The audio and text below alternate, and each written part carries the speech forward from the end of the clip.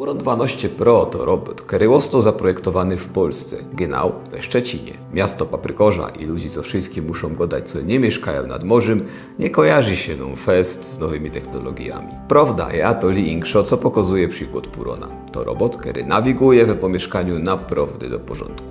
Bo nie ino kamery, ale też lidar, to taki radar, co zamiast weli radiowych używa wiązek światła. Bez to może też mapować izby w doma i dzięki temu potem warci skrócać chałupa. Same sprzątanie jest możliwe dzięki szczotce ze silikonu i włosia. Idzie ja trafić w mocniejszych robotów i działo tam doprawdy dobrze. Do tego są sam dwie mietełki, które śmiatają kurz i inszy maraz, a ku temu też moduł do odkurzania o mocy 4000 paskali.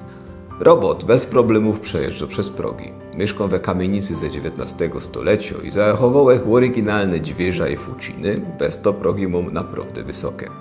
Ale i z tym Puron dowo się rady. Puron ma też lampa UV, która zabija szkodliwe mikroorganizmy i generator ozonu we szteli bazowej, który ekstra oczyszcza wypuszczany luft z bakteriów, wirusów i grzybów.